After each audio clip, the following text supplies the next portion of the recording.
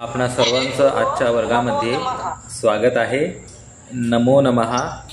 आपण आपल्या ध्येय मंत्राने आजच्या वर्गाची सुरुवात करूया. आणि मी ध्येय मंत्र म्हणतो, आपण सर्वांनी माझ्या मागोमाग आपला ध्येय मंत्र म्हणावा. मला वाटते मी आपल्या ग्रुपमध्ये टाकणार होतो आपला ध्येय मंत्र, पण मी टाकायचं विसरलो, तर मी लगेचच तो टाकून देईल. ध्येय मंत्र मी अच्छा टाकलेला आहे म्हटलं. अच्छा टाकला. धन्यवाद जी, धन्यवाद गायकवाड सर, धन्यवाद. पठामि संस्कृतं नित्यं वदामि संस्कृतं सदा ध्यायामि संस्कृतं सम्यक् वन्दे संस्कृतमातरं. संस्कृतस्य प्रसाराय नैजं सर्वं ददाम्यहं. संस्कृतस्य सदा भक्तो वन्दे संस्कृतमातरं. संस्कृतस्य कृते जीवन् संस्कृतस्य कृते यजन् आत्मानमाहुतं मन्ये वन्दे संस्कृतमातरम्. चला, आपण आता आपल्या आजच्या पाठाकडे वळूया.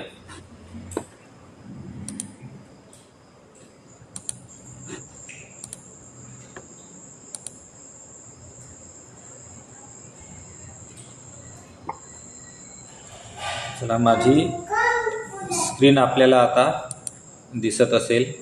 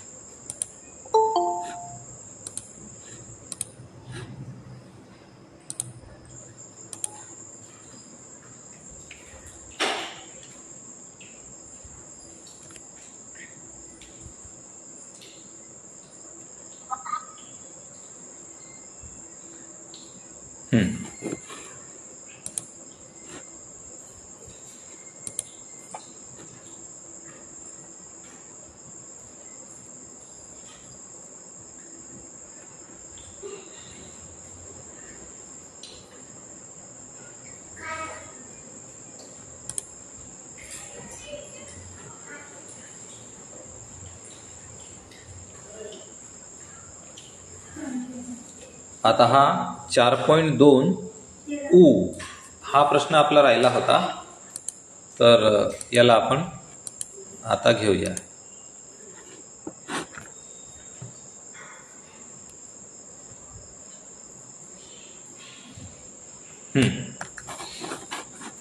आता इथे आपल्याला जे विचारलेलं आहे ते आधी आपण समजून घेऊया. मी त्याच्या भोवती लाल अक्षरात गोल केलेला आहे. आपल्याला काय विचारलेलं आहे, तर प्रश्नान लिखतु, म्हणजे प्रश्न लिहा. म्हणजे आपल्याला नेमकं काय करायचं आहे, तर इथे हे जे आहेत ना, हे सगळे उत्तर आहेत. हे उत्तर आहेत आणि ही उत्तरं मिळाले पाहिजे असे आपल्याला इथे प्रश्न बनवायचे आहेत. तर काय करायचं आहे हे आता आपल्याला लक्षात आलं असेल की हे आपली उत्तरं आहेत. एते छात्राः, मग एते छात्राः हे जर आपल्याला उत्तर पाहिजे असेल तर प्रश्न काय येईल, एते के, हे कोण आहेत, असा प्रश्न. आता हा प्रश्न विचारायचा कसा, तर याकरता आपण कह, कौ, कह, का, किम हे प्रश्न पाहिले. त्यानंतर के, काहा आणि कानी. आपल्याला एकंदरीत 6 शब्दांचा इथं प्रयोग करायचा आहे. 6 शब्दांच्या प्रयोगाने आपल्याला हा प्रश्न सोडवायचा आहे. एक म्हणजे कह, त्यानंतर का आणि किम.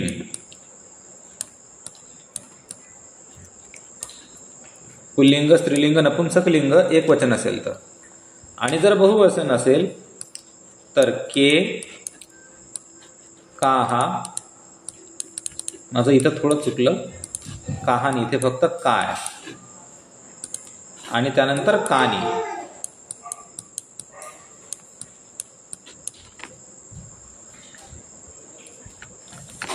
तर अशा 6 शब्दांचा वापर करून आपल्याला इथं ही क्रिया करायची आहे. तर पहिलं जे आहे ना ते आपल्याला एक करून दिलेलं आहे आणि बाकीचे आपल्याला आता करायचे आहेत. पहिलं आहे एते के, हे कोण आहे? नाही, एते छात्राः. तर इथे छात्राः हा शब्द पुल्लिंग बहुवचनी होता म्हणून इथं के हा शब्द वापरला. एते के. त्याच पद्धतीनं हा काय बाळा, हा मांडीवर बसतो, बोलू नको पण, हा चुपचाप राह मग,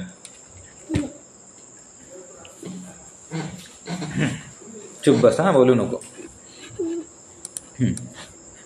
एते के, तर इथे उत्तर येईल असा, एते छात्राः, प्रश्न बनला एते के.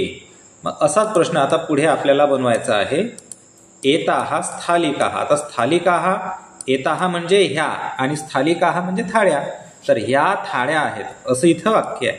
मग आपल्याला मराठीत विचारायचं म्हटलं म्हणजे ह्या काय आहेत, तर असा प्रश्न संस्कृतामध्ये आपल्याला विचारायचा आहे. तर तो काय येईल? बोला, उत्तर द्या आता, म्हणजे प्रश्न द्या आता. एते काहा. चुकलं, एताः काहा. एताः काहा. बरोबर. इथं होईल एताः काहा. हा, पुढे वयम सचिवाः. का की काहा? काहा बहुवचन आहे ना म्हणून काहा. आता वयम सचिवाः. आता प्रश्न बनवा. वयम के. हा, वयम के, बरोबर आहे, अगदी बरोबर. वयम के,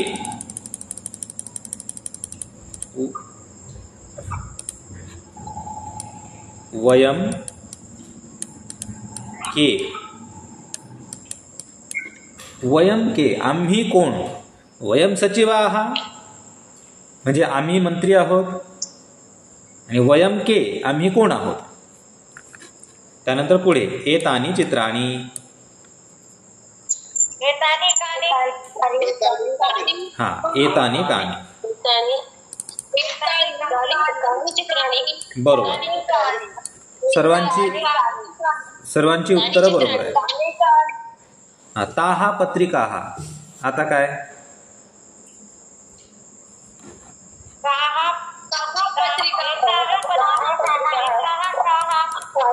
आधीच्याच प्रश्नाचं उत्तर नाही कळलं, म्हणजे प्रश्न नाही कळला. एतानी चित्राणीचा प्रश्न काय होईल? सांगतो. कानी चित्राणी नाही, एतानी कानी. चित्राणी आहे ना, याच्या ठिकाणी फक्त कानी लिहायचं. चला, एतानी चित्राणी, ही चित्रे आहेत. ही काय आहेत? एतानी चित्राणी, एतानी कानी, असं होईल. चला, आता आहे वयम शिक्षिकाः. इथे सांगा. बरोबर आहे का? नाही, इथे फक्त ताहा काहा येईल.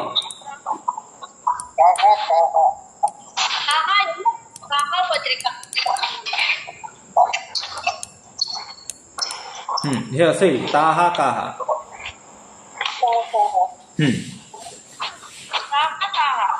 ताहा काहा. बघा, इथे वर एताहा होतं आणि खाली ताहा आहे. एताहा स्थालिकाः, एताहा काहा, परंतु ताहा पत्रिकाः, ताहा काहा असं होईल. सर वॉइस प्रॉपर नहीं आ रही है. अब वॉइस प्रॉपर नहीं आ रही है. अच्छा, आवाज जर चांगला येत नसेल तर याकरिता नेटवर्क हाच प्रॉब्लेम आहे आणि त्यावर मला काहीच नाही करता येणार. माईक बंद केले की जब ते माईक बंद करायला. सर्वांचे माईक बंद करून पहा एकदा, म्हणजे आवाज जरा व्यवस्थित येईल. चला पुढे. आता पुढे आहे वयम शिक्षिकाः. याचं उत्तर काय होईल? वयम आता इथं मला थोडं समजावलं पाहिजे. सर्वांनी आपले माईक बंद करा आणि इथं थोडा विषय समजून घ्या.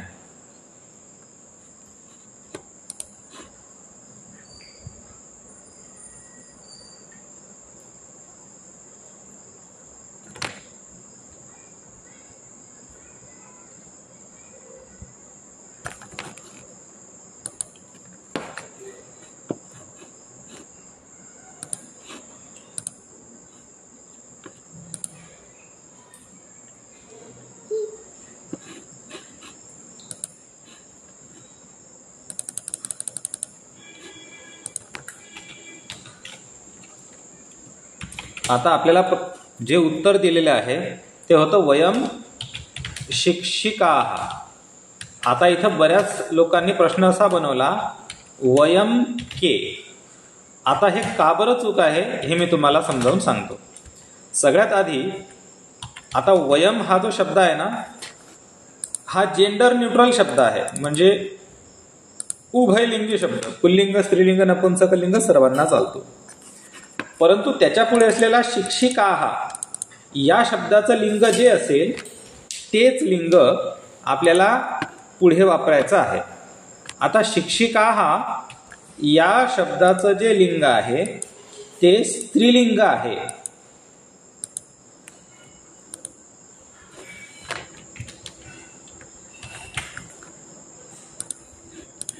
आणि के या शब्दाचं लिंग हे पुल्लिंग आहे.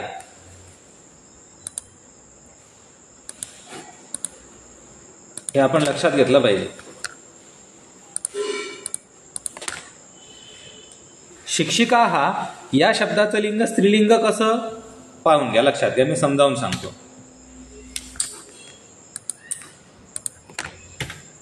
बघा, शिक्षक हा शब्द आहे. आपल्याला एक शिक्षक म्हणायचं असेल तर काय होईल? शिक्षकः. आणि खूप सारे शिक्षक म्हणायचं असेल तर शिक्षकाः असं होईल. याचा अर्थ काय झाला?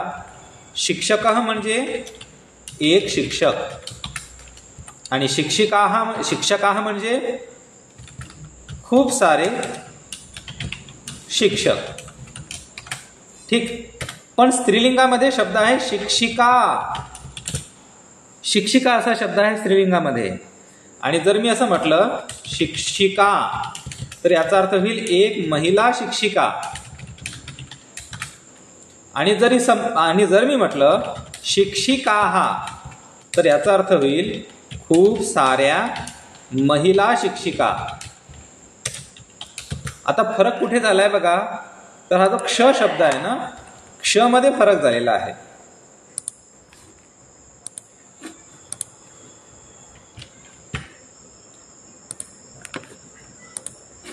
हा जो क्ष आहे, क्ष जर असेल तर हा पुल्लिंगी शब्द झाला. परंतु क्षच्या जर क्षी असेल तर मात्र इथे हा स्त्रीलिंग शब्द आहे. एवढं आपण लक्षात घ्यायचं.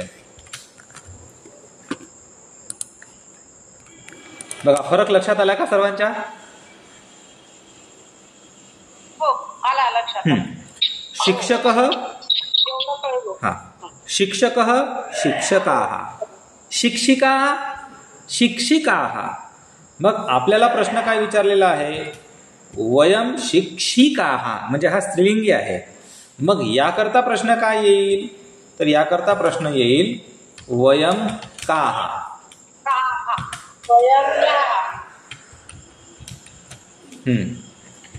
तर असा प्रश्न येईल वयम काः. मग वयम के या प्रश्नाचं उत्तर काय होईल? तर वयम के या प्रश्नाचं उत्तर होईल वयम शिक्षकाः. वयम शिक्षकाः. वयम शिक्षकाः. वयम के वयम शिक्षकाः. वयम शिक्षिकाः. वयम काः वयम शिक्षिकाः. फरक सर्वांना कळाला का? मला ते सांगा आधी. हो, समजलं. ठीक आहे. आता हे जे लिहिलेलं आहे ना, मी आपल्या व्हॉट्सअप ग्रुपवर टाकून देतो, म्हणजे सर्वांच्या रेफरन्स करिता.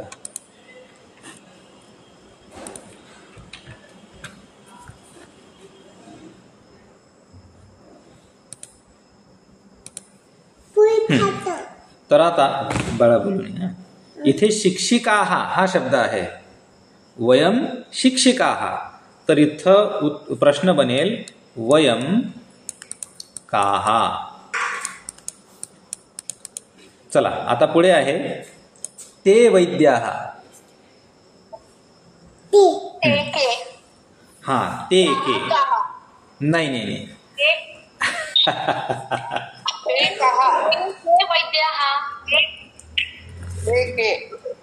ती आता बघा इथे उत्तर येईल ते वैद्य आलंय के. आता इथे एक गोष्ट समजून घ्या, हा पुन्हा असाच गोंधळात टाकणारा प्रश्न आहे. आता हा प्रश्न आपल्याला गोंधळात कसा टाकतो ते लक्षात घ्या. बघा काही शब्द असे आहेत की ज्यांचं बहुवचन हे पुल्लिंगी आहे का स्त्रीलिंगी आहे हे समजत नाही. आता शिक्षक हा जो शब्द होता ना, तर शिक्षक च झालं शिक्षिका हा. इथे आपण विलांटीवरून लक्षात घेतलं. त्यानंतर गायक च गायिका, इथे आपल्याला वेलांटीवरून लक्षात येते. परंतु काही शब्द असे आहेत ना की ज्यांच्यामध्ये काही सोयच नाही समजून घ्यायचे. उदाहरण जर द्यायचं झालं तर छात्र हा शब्द आहे बघा. छात्र बहुवचन होतं छात्राः, आणि स्त्रीलिंगामध्ये एक वचन आहे छात्रा आणि बहुवचन सुद्धा होतं छात्रा. म्हणजे इथं दोन्ही बघा, एक वचन वेगळं आहे परंतु बहुवचन मात्र दोन्ही शब्दांचं आपल्याला सारखंच पाहायला मिळतं. तर इथं कोणतीच सोय नाही समजून घ्यायची की बहुवचन काय आहे. त्याच पद्धतीचा शब्द इथं आलेला आहे आता वैद्य. वैद्य बहुवचन होईल वैद्याः, आणि स्त्रीलिंगामध्ये सुद्धा एक वचनामध्ये वैद्या होतं आणि बहुवचनामध्ये मात्र वैद्याः असं होतं. आलं लक्षात. तर अशा वेळेस काय करायचं, याच्या आधी लागलेलं जो सर्वनाम आहे प्रोनाऊन त्याकडे लक्ष द्यायचं, त्यामधून हे लक्षात येतं. आता कसं लक्षात घ्यायचं, हा बघा मी तुम्हाला उदाहरण देऊन सांगतो. सहछात्र तो विद्यार्थी आहे.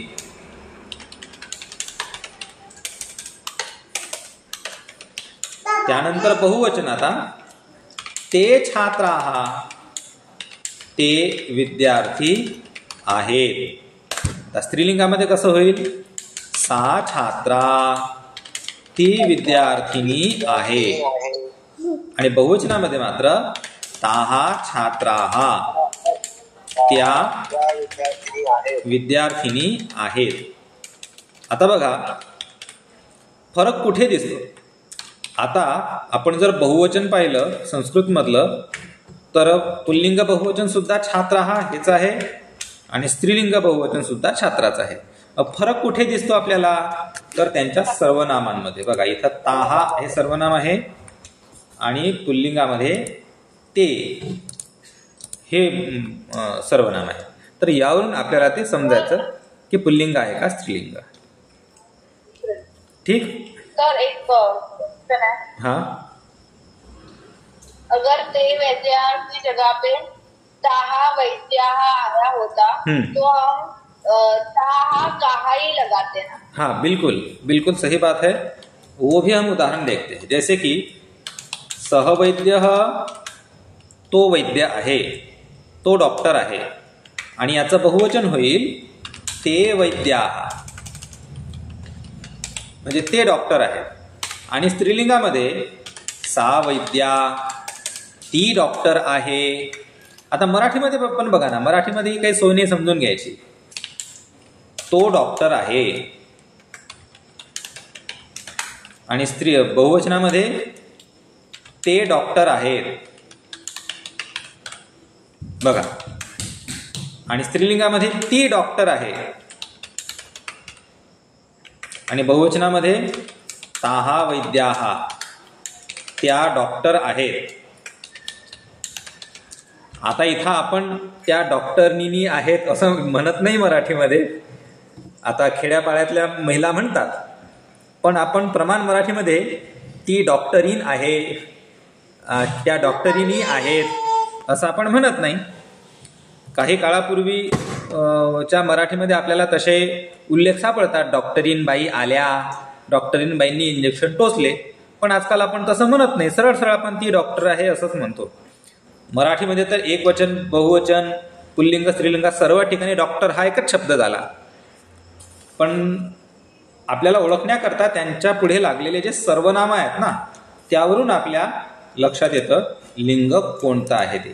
त्या आणि मराठीमध्ये ते, यावरून आपल्याला लक्षात घ्यायचं आहे की बोलणारा पुल्लिंगामध्ये बोलत आहे का स्त्रीलिंगात बोलत आहे. ठीक आहे, हा मुद्दा लक्षात आला सर्वांना.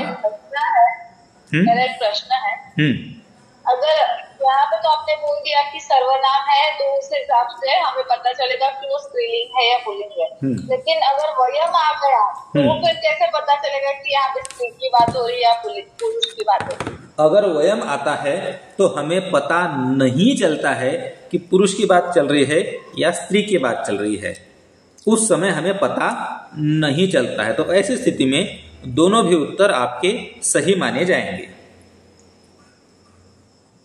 ठीक है, चलो, तर मग आता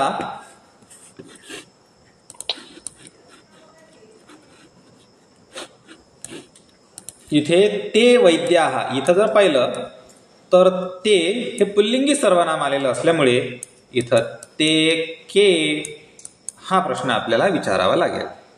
चला, 4.2 उ यामध्ये कोणाला काही शंका आहेत का? नाही. अच्छा, खूप छान.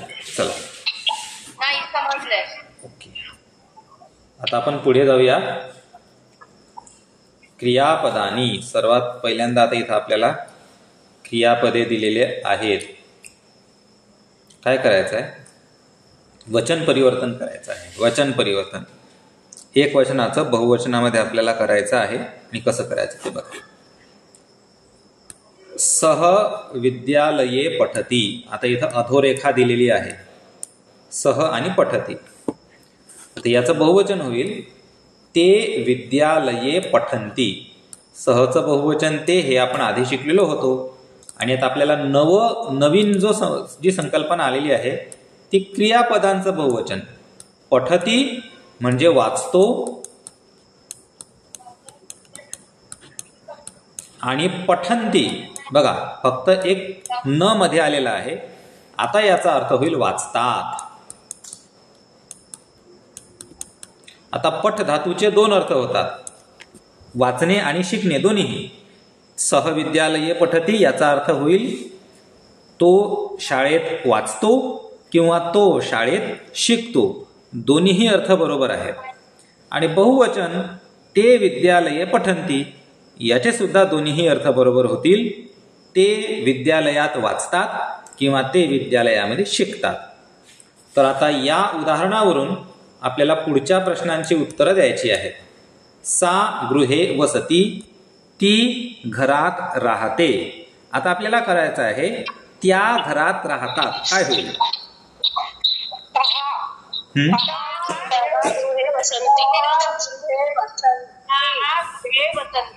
बरोबर, ताहा गृहे वसंती.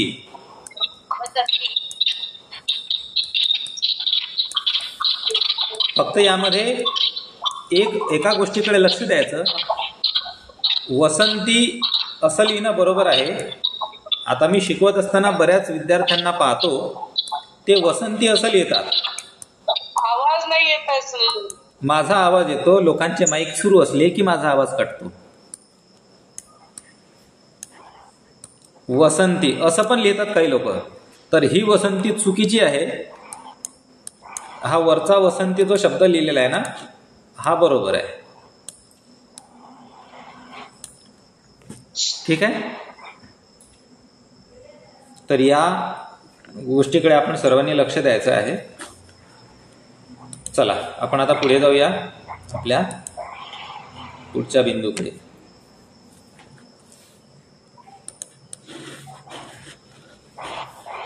पुढे आहे एषः कार्यालये तिष्ठति. एषः म्हणजे हा, हा कार्यालयामध्ये थांबतो, हा कार्यालयामध्ये थांबतो. ही स्टॉप्स इन द ऑफिस. आता याचं बहुवचन करा.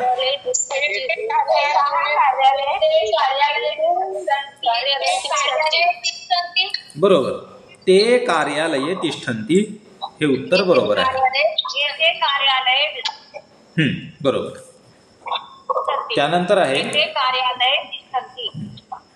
लतायां पुष्पम विकसति. वेलावर फूल बहरते.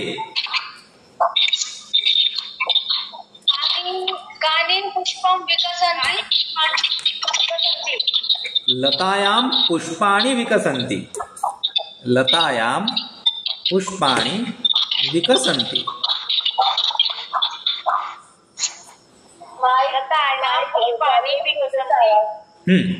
लतायां पुष्पाणि विकसन्ति. बरोबर, अगदी बरोबर. त्यानंतर आहे पुढचा प्रश्न. भवान क्रीडांगणे क्रीडति. आता भवानचं बहुवचन आपण काल शिकलेलो आहोत. आता व्यवस्थित बहुवचन करा.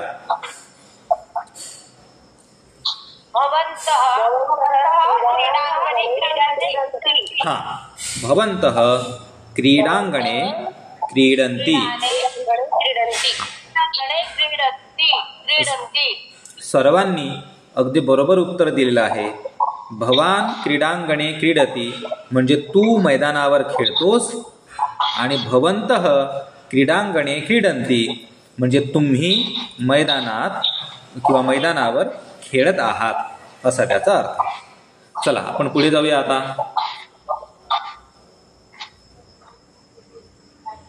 हा, आणखी प्रश्न आहे. भवती प्रतिदिनम नृत्यति. तू रोज नाचतेस किंवा नृत्य करते. आता तुम्ही रोज नृत्य करता असं अर्थ. हा, भवत्यः प्रतिदिनम नृत्यन्ति हे उत्तर होईल. भवत्यः प्रतिदिनम नृत्यन्ति.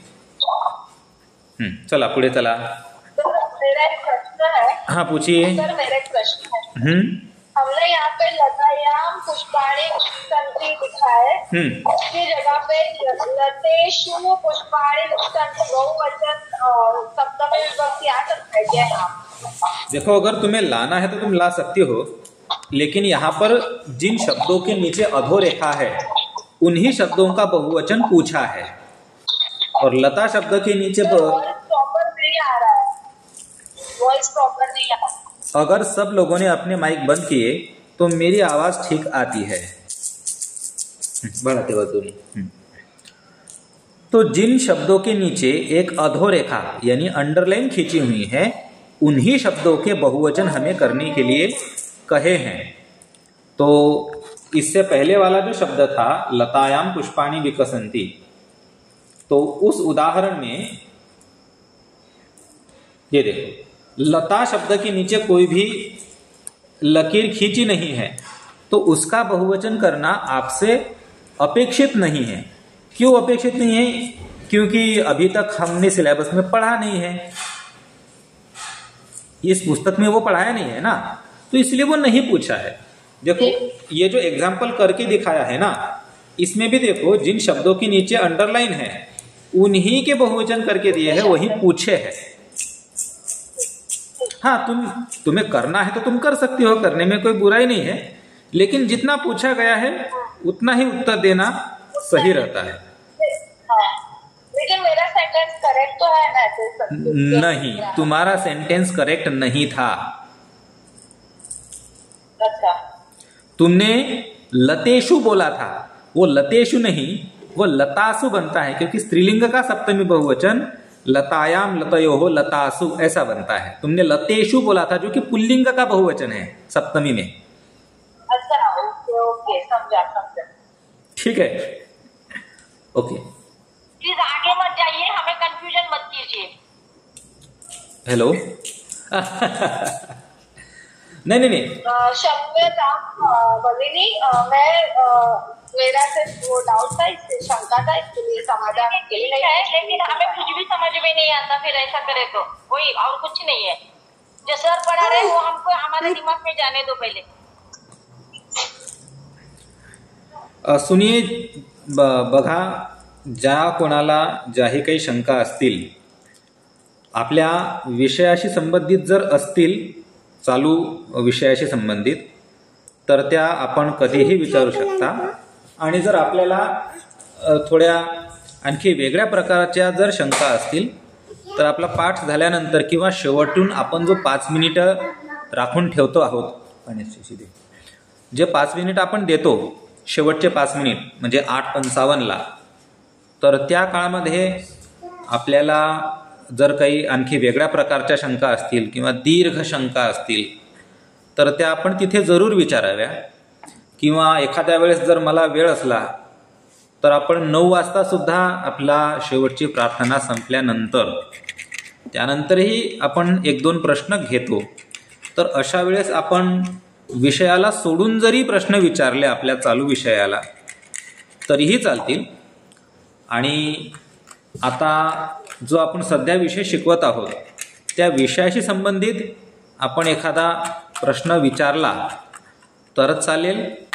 आणि जर आपल्याला आणखी डीप प्रश्न विचारायचे असतील तर 8:55 ते 8 ते 9 वाजेपर्यंत जो शेवटचे जे 5-10 मिनिट आपण ठेवलेले आहेत त्यामध्ये विचारा, किंवा 9 वाजल्याच्या नंतरही जर आपण प्रश्न विचारले, एखाद्या वेळेस मला वेळ असतो, आपण उदाहरणार्थ काल आपण 9 वाजल्यानंतरही काही मिनिटे प्रश्नोत्तर चर्चा करत होतो, तर त्या दरम्यान आपण प्रश्न जरूर विचारावेत। चला आता पुढे जाऊ। सर तुम्ही शिकवता तेव्हा बाकीच्यांना म्हणा की काहीही बोलू नका। कसं आहे, 1 वे कम्युनिकेशन जर असले ना तर त्यामध्ये आनंद येत नाही, मजाही येत नाही। वर्गाच्या शेवट येऊ दे ना, आम्ही पहिल्यांदाच ऐकतोय तुमचं आणि त्याच्यात इतका गोंधळ होतो की ज्यांना माहिती आहे त्यांना माहिती पुढे पुढे होतं, नाही मग मी राहायला लागतो। बघा, आपण अजिबात सर्वांना म्यूट पण करू शकत नाही। काही मध्ये साध्या शंका तुमच्या पण एखाद्या वेळेस मनात प्रश्न येईलच, फक्त जर एखादा ॲडव्हान्स प्रश्न असेल, डीप प्रश्न असेल किंवा इतर विषय सोडून प्रश्न असेल तर त्याकरता आपण वेळ दिलेला आहे शेवटचे 5-10 मिनिटं। पण चालू विषयामध्ये सर्वांना अगदी गप्प बसा असं आपल्याला सांगता येत नाही। एखाद्याला कोणाला जेन्युइन प्रश्न असू शकतो की एखाद्याची खरंच शंका आहे की ही शंका, आता सामान्य शंका पण असू शकते ना, आता बहुतांश विद्यार्थी नवीन आहेत तर त्यांच्या शंका निरसन तर आपल्याला करावंच लागेल। पण आपली जर फार डीप शंका असेल किंवा सगळ्यांचे माईक सुरू असतात तर एकही गोष्ट ऐकू येत नाही धड, मग मी एकटा जर बळबळ करत राहिलो ना, तर आतापर्यंतचा मला आलेला अनुभव असा आहे, मी एकटा जर बळबळ करत राहिलो तर हे शिकवणं नीरस होऊन जातं। विद्यार्थी जर ॲक्टिव्ह असले तरच त्या शिकवण्यामध्ये रस येतो। असो, ठीक आहे, आपण फक्त मग एक पथ्य आपण सर्वांनी पाळायचं की मी शिकवत असताना आपण सर्वांनी आपले माईक बंद ठेवावे आणि जेव्हा आपण प्रश्नोत्तर करतो, बघा सर्व समस्या कुठे येते, आपण जेव्हा प्रश्नोत्तर करतो ना त्या प्रश्नोत्तराच्या दरम्यान आपलं उत्तर सांगून झालं की लगेच आपला माईक बंद करायचा। आपलं उत्तर सांगून झालं की लगेच जर आपण सर्वांनी आपले माईक बंद केले ना तर मग हा गोंधळ होत नाही। पण काय होतं की आपण सर्व उत्साहात आलेलो असतो आणि आपण उत्तर सांगतो, उत्तर सांगलं की आपण आपला माईक बंद करणं विसरून जातो, त्यामुळे सर्व वर्गामध्ये गोंधळ होतो। आपलं उत्तर सांगून पटकन जर आपला माईक आपण सर्वांनी बंद केला, एवढं पथ्य जर सर्वांनी पाळलं तर मात्र काहीच अडचण येत नाही आणि माझा आवाजसुद्धा व्यवस्थित येतो बरं का। मग पण सर्वांचे माईक सुरू असले की गोंधळामुळे माझासुद्धा आवाज तुमच्यापर्यंत नीट पोहोचत नाही। त्यामुळे माझी तुम्हा सर्वांना नम्र विनंती आहे की आपलं उत्तर सांगून झालं की पटकन आपला माईक बंद करावा आणि पुन्हा तुम्हाला काही बोलायचं असेल तर तुमच्या शंकांचं स्वागत आहे. तुम्ही शंका जरूर विचारा, आपले प्रश्न आपण जरूर विचारा. पण आपलं बोलणं झालं की माईक बंद करायचा. आपण बघा, शंका विचारताना 3 गोष्टी लक्षात ठेवा सर्वांनी. एक, आपलं बोलणं झालं की पटकन माईक बंद करणे. 2, आपल्या विषयाशी संबंधित जर शंका असेल तरच ती चालू वर्गामध्ये विचारणे. आणि थोडी डीप शंका, खोलातली शंका किंवा अवांतर विषयावर असेल तर शेवटच्या 5-10 मिनिटांमध्ये तेवढी विचारायची.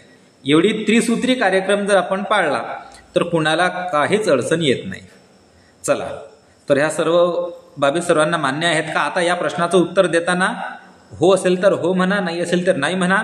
पण हो नाही म्हटल्यानंतर पटकन आपला माईक बंद करा. समजलं सर? हो. ओके, ठीक आहे. छान.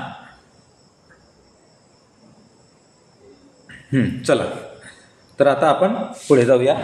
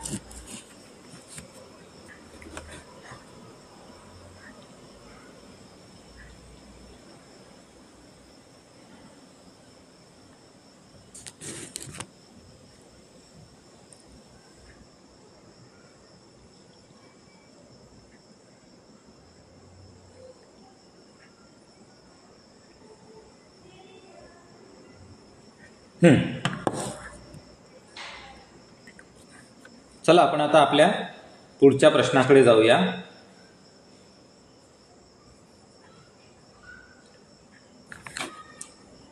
ऐकू येत नाहीये सर.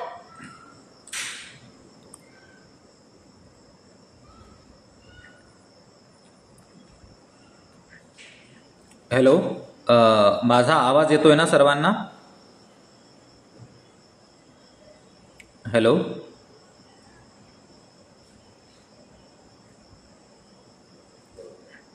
हॅलो. आता ऐकू येत आहे. अच्छा, ठीक आहे. चला, तर वने सिंह गर्जती याचं बहुवचन करा.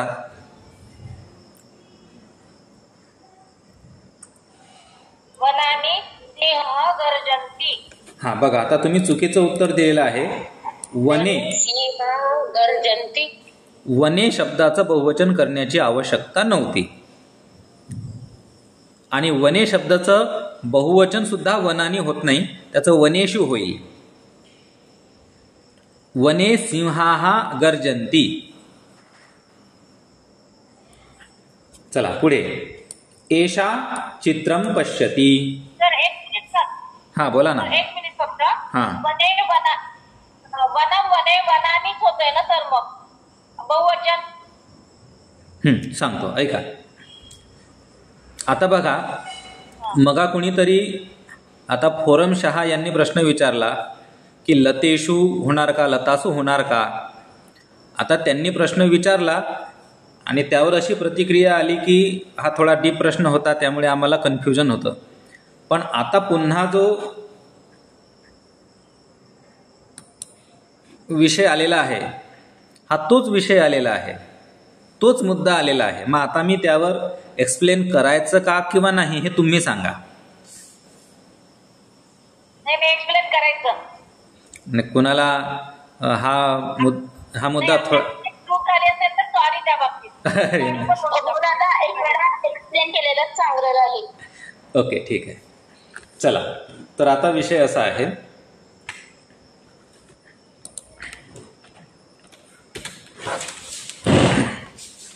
चला आता माझी स्क्रीन दिसत असेल आपल्या सर्वांना. तर वन हा नपुंसक लिंग शब्द आहे आणि वने हे शब्दरूप दोन तीन ठिकाणी पाहायला मिळतं. एकतर हे द्विवचन सुद्धा आहे, वनम वने वनानी, आणि सप्तमी सुद्धा आहे म्हणजे वनामध्ये. म्हणजे वने शब्दाचा अर्थ काय होईल तर एकतर 2 वने असा पण होईल, 2 जंगल, 2 फॉरेस्ट, किंवा वनात असाही अर्थ याचा होतो. 2 जंगल्स किंवा इन द जंगल असाही होतो. पण आता आपल्याला जे वाक्य दिलेलं आहे, आपल्याला वाक्य काय दिलेलं आहे, वने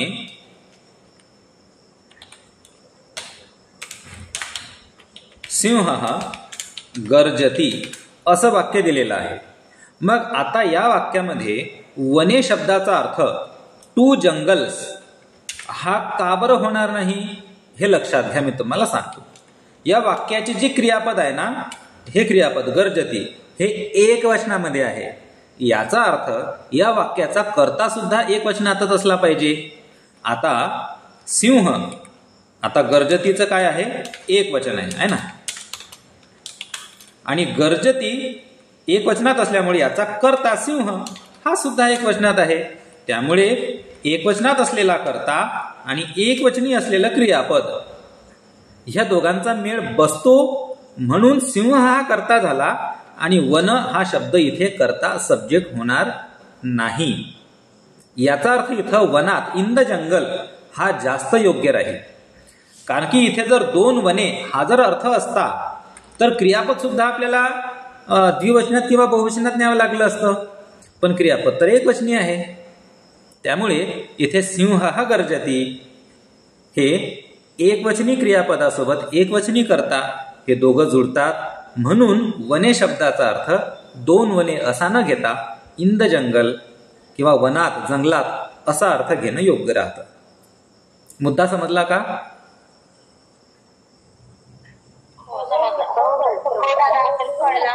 म्हणून उत्तर काय येईल? हा, येईल ना. आता उत्तर काय येईल? वनेश येईल. आता उत्तर काय? वनेश येईल. नाही येणार. सांगतो ऐका. प्रश्न असा आहे, वने सिंह गर्जती, आणि इथे गर्जती आणि सिंह या 2च शब्दांच्या खाली अंडरलाईन आहे, आणि अंडरलाईन असलेल्या शब्दांचंच आपल्याला बहुवचन करायला विचारलेलं आहे. त्यामुळे वने शब्दावर आपण विचारच करायचा नाही. सिंहच्या नाही. वने सिंह हा गर्जंती. वनेच्या खाली अंडरलाईन आहे, सिंहच्या खाली नाही. नाही, वनेच्या खाली नाही, सिंहच्या खाली अंडरलाईन आहे. नाही, आमच्या ह्याच्यात तर वनेच्या खाली दिसत आहे. काही पुस्तकांमध्ये वने खाली आहे, काहींच्या सिंह खाली आहे. हा, तर ठीक आहे. मी आता इथं आपल्याला स्पष्ट करू इच्छितो की ज्यांच्या पुस्तकामध्ये वने या शब्दाखाली अंडरलाईन असेल त्यांच्या पुस्तकामध्ये त्यांनी तो मुद्रण दोष म्हणजे टायपोग्राफिक एरर, टायपिंग मिस्टेक समजून त्याला दुरुस्त करावं आणि सिंह या शब्दाखाली अंडरलाईन आहे असं सर्वांनी समजावं. हो, चालेल सर. ठीक आहे. ज्यांच्या पुस्तकामध्ये, मी पुन्हा सांगतो, ज्यांच्या पुस्तकामध्ये वने या शब्दाखाली जर अंडरलाईन असेल, म्हणजे इथे जर अशी अंडरलाईन असेल तर ही अंडरलाईन चुकीची आहे, ही एक टायपोग्राफिक एरर आहे, प्रिंटिंग मिस्टेक आहे, मुद्रण दोष आहे असं समजून ती सोडून द्यायची आणि सिंह या शब्दाखाली अंडरलाईन आहे असं समजून चालायचं. ठीक आहे. म्हणजे सिंहाचं अनेक वचन सिंह असं करायचं. हो, म्हणजे मग ते बरोबर आहे. हो. वने हा गर्जंती. हा, बरोबर आहे ना. वने सिंह हा गर्जंती हेच उत्तर बरोबर आहे. बघा, वने सिंह हा गर्जती या वाक्याचा अर्थ होतो जंगलात सिंह डरकाळी फोडतो, आणि बहुवचन होईल जंगलात सिंह डरकाळी फोडतात. चला, समजलं सर्वांना? चला, ओके, ठीक आहे. पुढे जाऊया आता आपण. इतकं स्पष्टीकरण सर प्रत्येक याचं इतकं स्पष्टीकरण व्हायला पाहिजे, लगेच उत्तर सांगायला नको बाकीच्यांनी. ठीक आहे, पाहूया आपण. जसं आपल्या सर्वांना जसं जसं योग्य वाटेल तसं आपण करत जाऊ.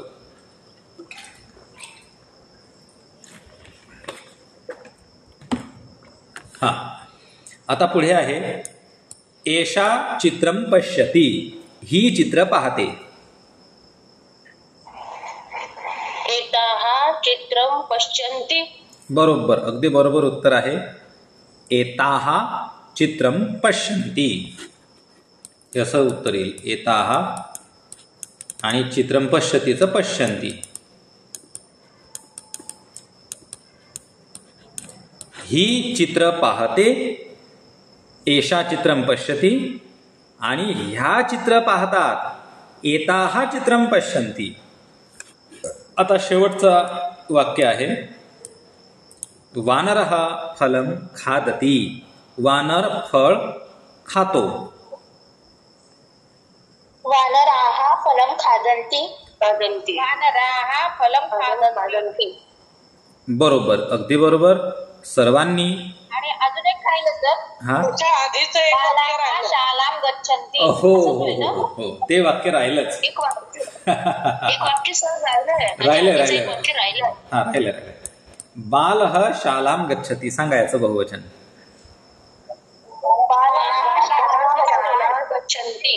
हा, बालः शालां गच्छति म्हणजे मुलगा शाळेत जातो, आणि बालाः शालां गच्छन्ति मुले शाळेत जातात. चला,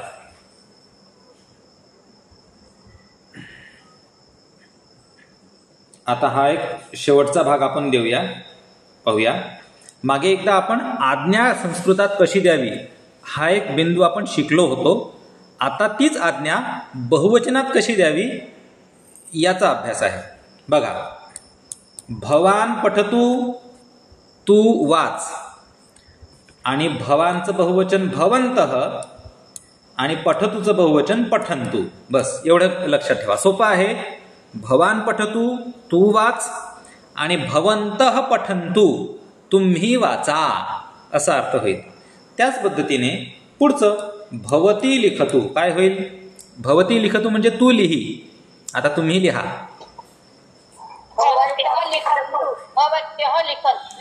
बघा, कुणीतरी आहे ना भवन्त्यः असं म्हटलं. भवन्त्यः हे चूक आहे. भवत्यः लिखन्तु. हा, भवत्यः लिखन्तु हे उत्तर बरोबर आहे. भवन्त्यः चूक. पुढे आहे अंबा गच्छतु, याचं बहुवचन सांगा.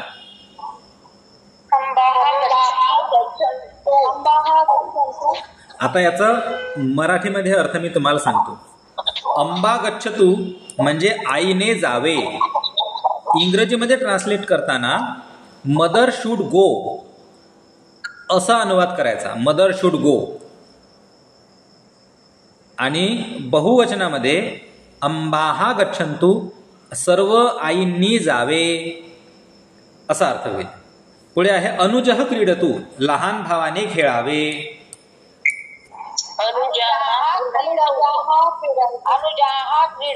अनुजाहा क्रीडन्तु बरोबर. त्यानंतर आहे बालिका नृत्यतु, मुलीने नृत्य करावे.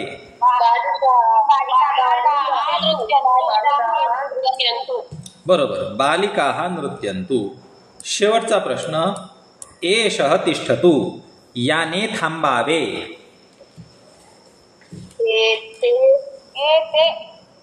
बरोबर. एते तिष्ठन्तु. एषः तिष्ठतु, याने थांबावे.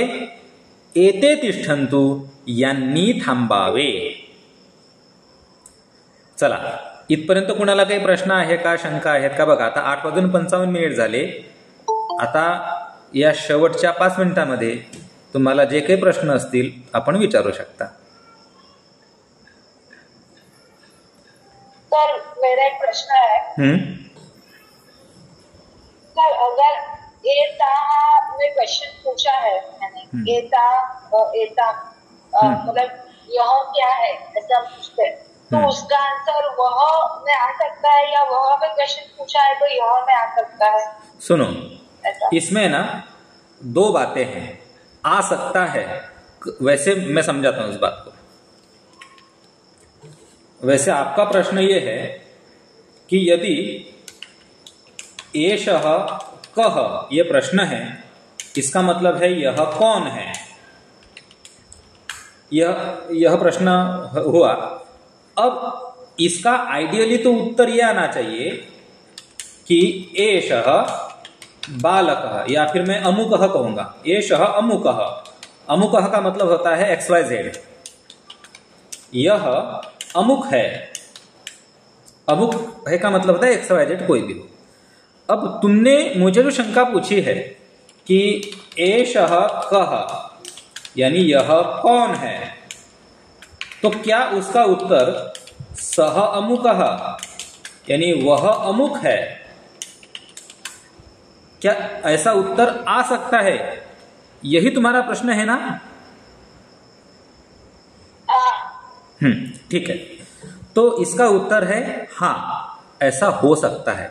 लेकिन मैं आपको सलाह देता हूं, देखो अब मैं एक शिक्षक हूं, अब मेरी सलाह यह है कि आप हमेशा जो आइडियल तरीका है इसी तरीके से जाए, हर बार यही काम करें। लेकिन फिर भी मैं अब तुम्हें बता देना चाहता हूं कि यह कब होगा, यानी जो तुमने जो मुझे शंका पूछी है कि एषः कः का उत्तर सः अमुकः मैं कब आएगा, तो ये मैं एक्सप्लेन करता हूं, ध्यान से सुनो।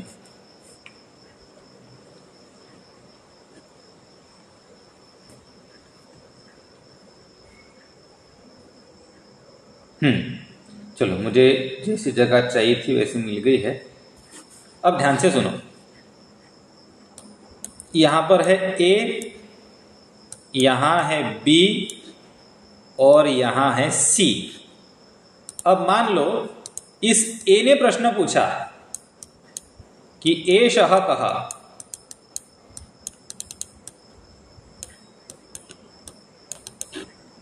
तो A के हिसाब से यह सही है। क्यों सही है? क्योंकि A और B एक दोनों से नजदीक है, परंतु C से बहुत दूर है, तो C यहां पर उत्तर देगा सह B। ये उत्तर देगा कौन? C देगा। क्यों देगा?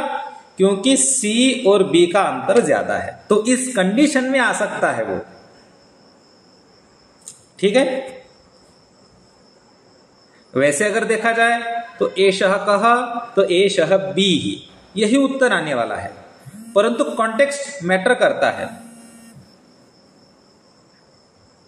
फोरम जी, तुम्हारी शंका दूर हो गई है क्या? बताओ मुझे। हाँ, हो गई, बराबर। ठीक है, और किसी को कोई प्रश्न है?